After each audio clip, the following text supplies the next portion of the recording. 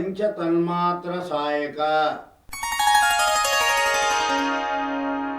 తన్మాత్రలంటే శబ్ద, స్పర్శ, రూప, రస, గంధాలు. ఈ 5 ఇంద్రియాల చేత తెలియజేయబడేవి కనుక వాటిని తన్మాత్రలు అని వ్యవహరిస్తారు. ఈ 5 పరమేశ్వరి చేతిలో బాణాలు. మనస్సు కోడదండమైనప్పుడు ఆ ధనస్సులో సంధించే బాణాలు ఈ శబ్దాదులు. కన్ను రూపాన్ని, చెవి శబ్దాన్ని, ముక్కు గంధాన్ని, నాలుక రసాన్ని, శరీరం స్పర్శను గ్రహిస్తుంది. ఒక్కొక్క ఇంద్రియం ఒక్కొక్క దాన్ని గ్రహించగలదు.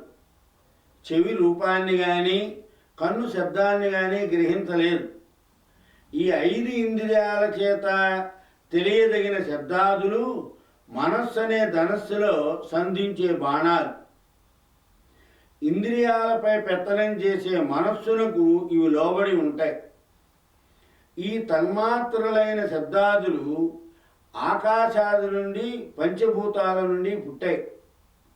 ఆకాశం నుండి శబ్దము, వాయువు నుండి స్పర్శ, అగ్ని వలన రూపము, జలం వలన రసం, భూమి నుండి గంధం ఏర్పడ్డాయి. ఈ పంచభూతాల సూక్ష్మ రూపాలే పంచతన్మాత్రలు. ఇవి కాక అర్షణం, రోచనం, మోహనం, శోషణం, మారణం అని 5 బాణాలు ఉన్నట్లు కాణికా పురాణంలో వివరిస్తోంది. ఇవి మునులను కూడా మోహింపజేస్తాయని తెలుస్తోంది. ఈ పరాశక్తి మాయినామపి మాయిని, యోగినామపి యోగిని కనుక వాటిని కూడా బాణాలుగా ధరించింది అమ్మవారు. పంచభూతాల సూక్ష్మరూపాలు అర్షణాదులు అమ్మ చేతిలో బాణాలై ప్రపంచ వ్యవహారాన్ని ఆమె ఆజ్ఞానుసారం నడిపిస్తోందని భావం. నిజారుణ ప్రభాపూర మధ్యత్ బ్రహ్మాండ మండల. నిజారుణ ప్రభాపూర మధ్యత్ బ్రహ్మాండ మండల. సహజమైన తన ఎర్రని కాంతి ప్రవాహంలో బ్రహ్మాండాలన్నిటినీ కూడా నిమజ్జన చేసే శక్తి గలది అమ్మవారు. అనేక కోటి బ్రహ్మాండాలు ఉన్నాయి కనుక బ్రహ్మాండ మండలము అనే పదం ప్రయోగింపబడింది. మన శరీరం పిండాండం, ఈ జగత్తు బ్రహ్మాండం. ఈ పిండాండాన్ని ప్రకాశింపజేస్తూ బ్రహ్మాండాలను తానే సృష్టించింది కనుక వాటిని కూడా తన అరుణ కాంతులతో నింపివేసింది అమ్మవారు. పరమేశ్వరి కాంతి అరుణ కాంతిగా వేదాలు వర్ణిస్తున్నాయి. తామగ్నివర్ణాం తమసా జ్వలంతీం ఆదిత్యవర్ణే తమసోజిజాత అని, అరుణ జపాకుసుమ భాసుర అని ప్రార్థనలను మనం వింటూనే ఉంటాం. ఇక్కడ బ్రహ్మాండ శబ్దం చేత పిండాండమైన శరీరం కూడా అని గుర్తించాలి. హృదయంలోని భానుమండల ప్రకాశయై పిండాండాలన్నీ కూడా అరుణకాంతిచో బ్రహ్మాండాలను నింపి విశ్వవ్యాప్తయి పరాశక్తి ప్రకాశిస్తోంది అని అర్థం. చంపక శోక పున్నాగ సౌగంధిక లతస్కచ. అగ్నిగుండం నుండి ఆవిర్భవించిన అమ్మ అరుణకాంతి చేత బ్రహ్మాండాన్నంతినీ కూడా నింపివేసింది. వివరించిన తర్వాత ఆమె కేశపాశ సౌందర్యాన్ని ఈ నామం నిరూపిస్తోంది. ఈ నామం నుండి సింజానమణి మండీర మండిత పదాంబుజ అనే 46వ నామం వరకు శ్రీమాత యొక్క శరీర వర్ణన కనిపిస్తుంది. లోకంలో సాధారణంగా దేవతా వర్ణనని పాదాది శిరపర్యాంతం కనబడుతూ ఉంటాయి. కానీ ఇక్కడ అమ్మవారు అగ్నిగుండం నుంచి ఆవిర్భవించిన దేవీ రూపం కనుక మొదట గోచరించడం శిరస్సు మొదలు పాదం వరకు వర్ణన కనబడుతోంది. చంపకం, అశోకం, పున్నాగం మొదలైన సుగంధ పుష్పాల పరిమళాలతో కూడిన కేశపాశం ఆమెది. పద్మినీ జాతి స్త్రీల కేశపాశాలు సహజంగానే సుగంధంతో నిండి ఉంటాయి. సువాసన గల ఈ చంపకాది పుష్పాలతో ప్రకాశించే కేశ సౌందర్యం గలది అమ్మవారు. సుగంధ పదార్థాల సహచర్యం వల్ల స్త్రీల కేశపాశాలకు సుగంధత్వం లభించవచ్చు. కానీ దేవి కేశపాశం సహజ గంధం గలది అమ్మవారిది. జన్మత తమ స్వరూపమైనటువంటి ఆ పరిమళ విశేషాన్ని చంపకాది పుష్పాలకు కూడా కలిగించింది అమ్మవారు. ప్రపంచంలోని పుష్పజాతులకు కానీ వాటిలోని పరిమళం కానీ అదంతా కూడా పరమేశ్వరి యొక్క సిద్ధిలాసమే కదా.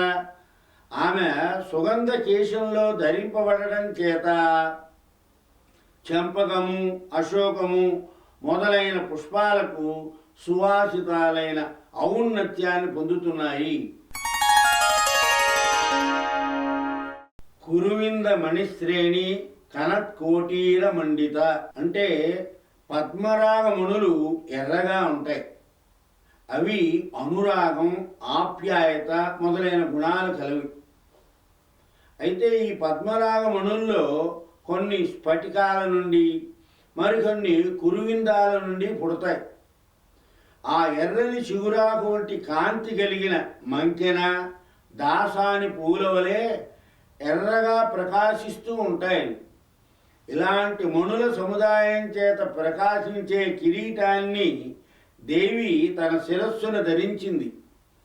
ఈ మణి కిరీట సంస్మరణ చేత భక్తుల హృదయాలలో భక్తిభావం ఉప్పొంగుతుంది.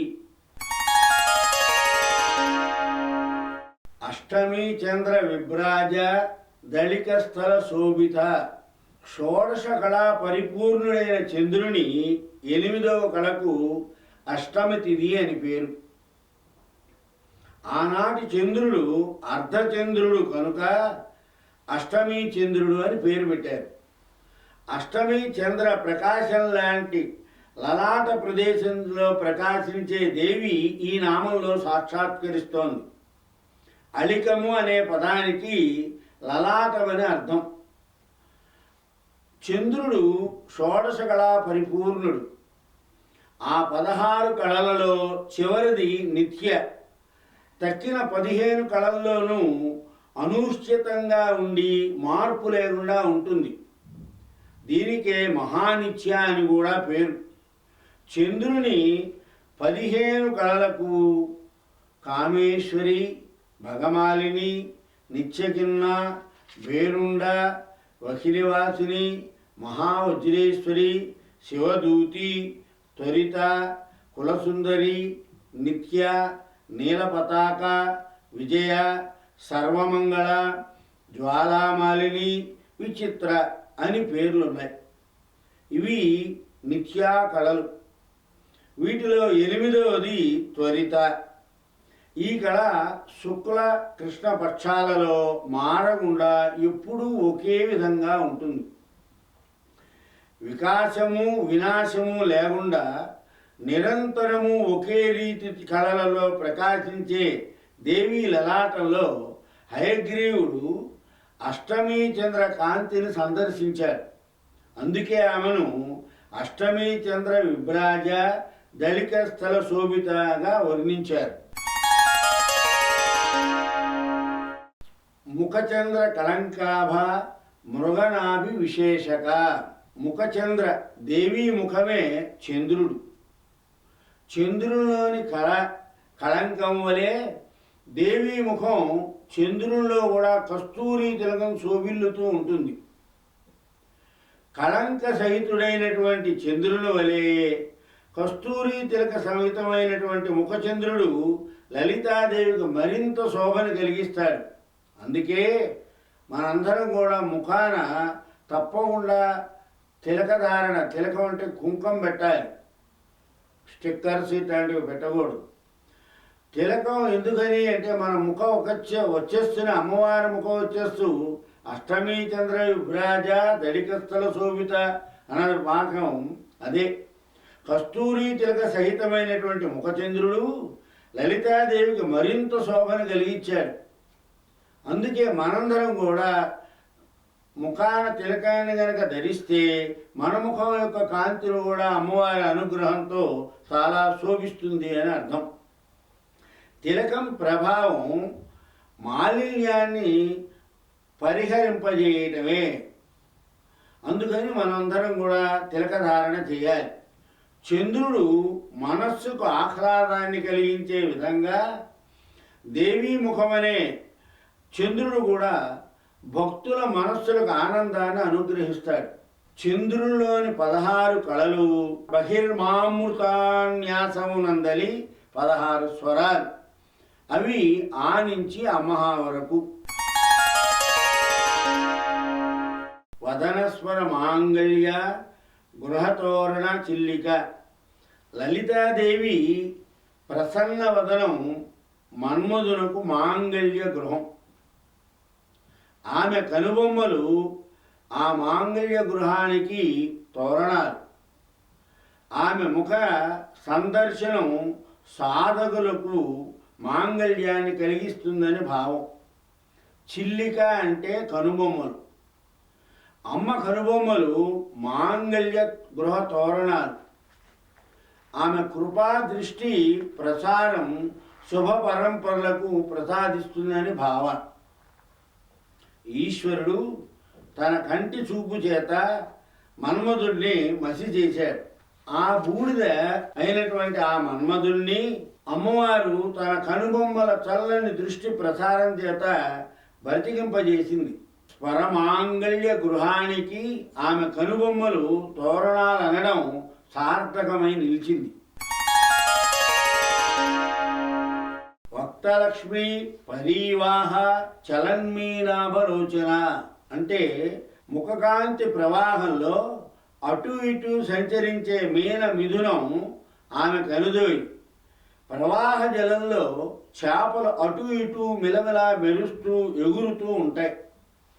ఆ ప్రవాహం కాంతి చేత ఆ మీన యుగళం మరింతగా ప్రకాశిస్తూ ఉంటుంది.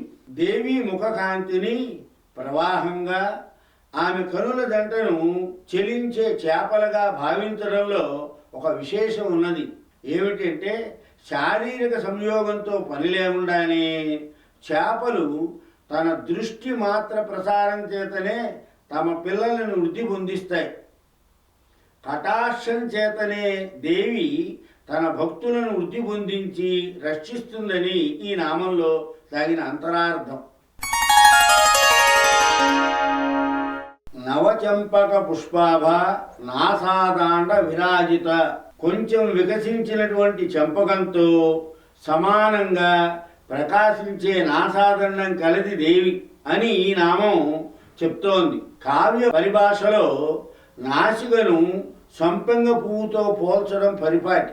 సువాసనకు, చక్కని ఆకారానికి సంపెంగ పువ్వు లోకవిఖ్యాతమే. నవచంపకం అనడంలో అప్పుడే వికసించిన సంపెంగ పువ్వు అని అర్థం. గంధాన్ని గ్రహించేది నాసిక. దేవీ నాసిక సుగంధ సహిత చంపకం.